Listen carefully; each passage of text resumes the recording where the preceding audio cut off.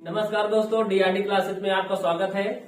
और मैं सोनू सर आपको जो है ग्रामर का एक नया चैप्टर, जिस चैप्टर का नाम है नरेशन, इसकी हिंदी कथन होती है और इसको हम लेकर आए हैं।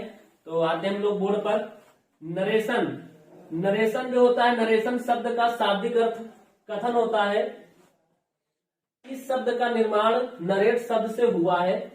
नरेशन शब्द का जो शाब्दिक अर्थ होता है दोस्तों कथन होता है, और उसका जो निर्माण यानी कि उसको जो बनाया गया है नरेट शब्द से बनाया गया है।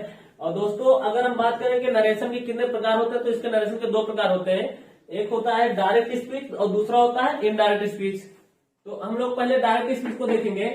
डायरेक्ट स्पीच, जब वक्ता के कथन को ज्यों का त्यों व्यक्त किया जाता है, जब वक्ता के कथन को ज्यों का त्यों व्यक्त किया जाता है तो उसे डायरेक्ट स्पीच कहते हैं। और दोस्तों ये इन्वर्टेड कामा के अंदर रहता है। अगर दोस्तों हम बात करें कि डायरेक्ट स्पीच के, तो ए इन्वर्टेड कामा के अंदर रहता है। जब दोस्तों अगर मैं आपसे कुछ बात बोलूंगा और आप यही बात किसी दूसरे व्यक्ति को बोलेंगे तो दोस्तों ए डायरेक्ट स्पीच हो जाएगा। अगर दोस्तों वही बात आप किसी दूसरे तरीके से बोलेंगे तो इनडायरेक्ट स्पीच हो जाएगा। तो दोस्तों अब हम बात करते हैं कि डायरेक्ट स्पीच का जो एग्जाम्पल है, देख सकते हैं आप यहाँ पे डायरेक्ट स्पीच, यानी कि दोस्तों ये देख लीजिए इन्वर्टेड कामा में है तो ये बिल्कुल चेंज नहीं है। तो अब हम दोस्तों बात करते हैं डायरेक्ट स्पीच के भी प्रकार होते हैं। डायरेक्ट स्पीच के दो प्रकार होते हैं, एक होता है रिपोर्टिंग स्पीच, दूसरा होता है रिपोर्टेड स्पीच। तो दोस्तों हम देखते हैं पहले रिपोर्टिंग स्पीच क्या होता है। रिपोर्टिंग स्पीच डायरेक्ट स्पीच का वह भाग जो इन्वर्टेड कामा के बाहर होता है उसे रिपोर्टिंग स्पीच कहते हैं। दोस्तों जो इन्वर्टेड कामा के बाहर रहता है, जैसे मान लीजिए कि ये इन्वर्टेड कामा के बाहर है तो इसी को क्या कहेंगे, रिपोर्टिंग स्पीच कहेंगे। और दोस्तों देखिए यहाँ पर लिखा है Ram said to me comma inverted comma I am busy. फिर कामा इन्वर्टेड कामा हमने दोस्तों बंद कर दिया है। तो आप ऐसे देख सकते हैं यहाँ पर। और एक बहुत ही जरूरी बात यह है कि आपको ये जानना ज्यादा जरूरी है कि जो रिपोर्टिंग स्पीच का जो सब्जेक्ट होता है उसे क्या कहते हैं। तो दोस्तों हमने यहाँ पर लिखा है कि उससे कहा जाता है रिपोर्टेड, रिपोर्टेड कहा जाता है। और दोस्तों जो वर्ब होता है उसको कहा जाता है रिपोर्टिंग वर्ब, और जो ऑब्जेक्ट होता है उसे कहा जाता है द ऑब्जेक्ट ऑफ रिपोर्टिंग, यानी कि दोस्तों रिपोर्टिंग का ऑब्जेक्ट कहा जाता है।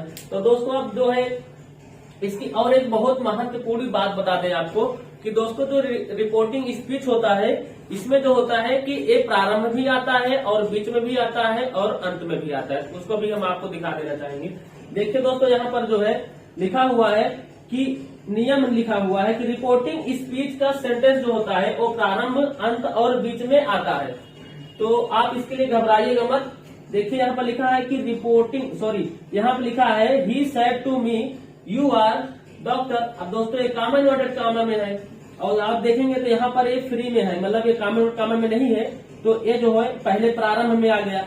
अब बीच की बात करते हैं तो Mohan is always ready to help he said to me. ये दोस्तों मोहन वाला जो सेंटेंस लिखा हुआ है ये कामा इन्वर्टेड कामा में, because you are my neighbour. दोस्तों देखेंगे तो एक सेंटेंस हो गया सेंटेंस, और बीच में जो है दोस्तों रिपोर्टिंग स्पीच है। अब नीचे वाला सेंटेंस देखेंगे तो I am a doctor Ram says. तो दोस्तों आप देखेंगे ध्यान से तो यहाँ पर जो है ये इन्वर्टेड कामा में है और ये इन्वर्टेड कामा में है और ये जो है अंत में रिपोर्टिंग स्पीच है। तो दोस्तों इसी प्रकार से है। तो दोस्तों अब हम देखेंगे डायरेक्ट स्पीच का। डायरेक्ट स्पीच के दो भाग बताए थे। अब पहला भाग रिपोर्टेड स्पीच खत्म हो गया, रिपोर्टिंग स्पीच खत्म हो गया है। अब दोस्तों हम रिपोर्टेड स्पीच देखेंगे। रिपोर्टेड स्पीच यहाँ लिखा है दोस्तों, आप देख सकते हैं कि डायरेक्ट स्पीच का वह भाग जो इन्वर्टेड कामा के अंदर रहता है उसे रिपोर्टेड स्पीच कहते हैं। दोस्तों डायरेक्ट स्पीच का वह भाग जो इन्वर्टेड कामा के अंदर रहता है उसे रिपोर्टेड स्पीच कहते हैं। अब दोस्तों आपके सामने अगर एग्जाम्पल की हम बात करें तो एग्जाम्पल आप देख सकते हैं, यहाँ पर लिखा हुआ है Ram said I am a teacher. Ram कहा कि मैं एक टीचर हूँ। दोस्तों अगर आप बात देखेंगे ध्यान से तो यहाँ पर लिखा हुआ है रिपोर्टेड स्पीच। दोस्तों एक कामा इन्वर्टेड कामा के अंदर है, इसलिए क्या हो गया रिपोर्टेड स्पीच, कोई दिक्कत नहीं होगी। चलिए फिर हम लोग आगे बात करते हैं। देखिए यहाँ पर लिखा है रिपोर्टिंग स्पीच। दोस्तों एक कामा इन्वर्टेड कामा के बाहर है इसलिए रिपोर्टिंग स्पीच, और जो कामा इन्वर्टेड कामा के अंदर होता है ये दोस्तों होता है रिपोर्टेड स्पीच। अब दोस्तों आपको बता दें थोड़ा सा हम कि डायरेक्ट स्पीच खत्म कर दिए हैं। अब इनडायरेक्ट स्पीच की बात करते हैं। इनडायरेक्ट स्पीच की दोस्तों हम बात करेंगे। इसकी जो परिभाषा होती है दोस्तों, ये होती है जब किसी वक्ता के कथन को अपने शब्दों में व्यक्त करके बोला जाता है तो उसे इनडायरेक्ट स्पीच कहते हैं दोस्तों। जैसे कि मैं आपसे बात करूं कि मैं आपको पढ़ाता हूं, तो आप अपने भाई से यही बोलेंगे कि मैं आपको पढ़ाता हूं, ऐसा तो बोलेंगे नहीं। आप ये बोलेंगे कि सर मुझे पढ़ाते हैं। तो आप ये वाली बात अपने भाषा में व्यक्त करके, अपने तरीके से व्यक्त करके आप अपने भाई को बताए हैं, इसलिए दोस्तों ये हो गया इनडायरेक्ट स्पीच। अब आगे करते हैं बात, एग्जाम्पल की बात करते हैं दोस्तों। तो आप देख सकते हैं यहाँ पर लिखा हुआ है he said to me comma inverted comma I am busy. Direct speech यहाँ लिखा है, आप देख सकते हैं डायरेक्ट स्पीच लिखा है। अब दोस्तों फिर बात करते हैं इसका इनडायरेक्ट स्पीच में अगर बदले हैं तो ही टोल्ड मी। आप परेशान मत होइएगा कि यहाँ पर सर टोल्ड क्यों किए हैं, मैं अभी आपको बताऊंगा कि टोल्ड क्यों किया गया है। सैड को चेंज करने में आपको मैं पूरी बात बताऊंगा। ही टोल्ड मी, दैट लगाया है कामा और कामा को हटा करके, आई को यहाँ पर किस लिए, यहाँ पर ही किस लिए किया गया है मैं ये भी आपको बता दूंगा।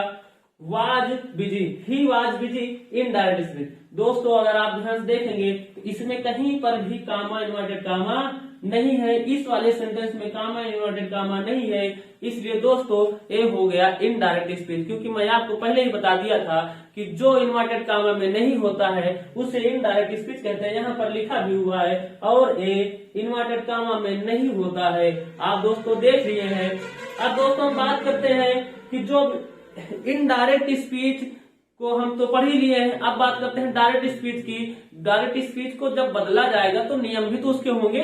अब देखते हैं दोस्तों, डायरेक्ट स्पीच को इनडायरेक्ट स्पीच में बदलने के लिए कुछ नियम है। पहला नियम है जनरल रूल, यानी कि समानता नियम, और दोस्तों स्पेशल रूल यानी कि विशेष नियम। अब बात करेंगे हम लोग जनरल रूल की। जनरल रूल की बात करते हैं। इस नियम के समानता 3 रूल के अनुसार डायरेक्ट स्पीच को इनडायरेक्ट स्पीच में बदला जाता है दोस्तों। तो आप देख सकते हैं यहाँ पर लिखा हुआ है कि इस जनरल के रूल के हिसाब से 3 रूल में बदला जाता है इनडायरेक्ट स्पीच को, डायरेक्ट स्पीच को इनडायरेक्ट स्पीच में। तो दोस्तों आप देख सकते हैं यहाँ पर हम लिखे हैं चेंज ऑफ पर्सन, दूसरा है चेंज ऑफ टेंस, तीसरा है change of part of speech. तो दोस्तों आप जो है इसको देख सकते हैं कि जो जनरल रूल होता है उसमें 3 रूल के हिसाब से जो है बदला जाता है।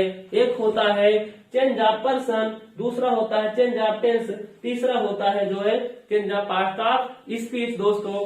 तो दोस्तों हम यहाँ तक अभी तक पढ़ चुके हैं। अब हम दोस्तों आपको अगले नेक्स्ट वाले भाग में, आपको भाग 2 में यानी कि पार्ट 2 में आपको मैं ये सब जो है change of person, change of tense, change of past of speech दोस्तों हम आपको पढ़ाएंगे।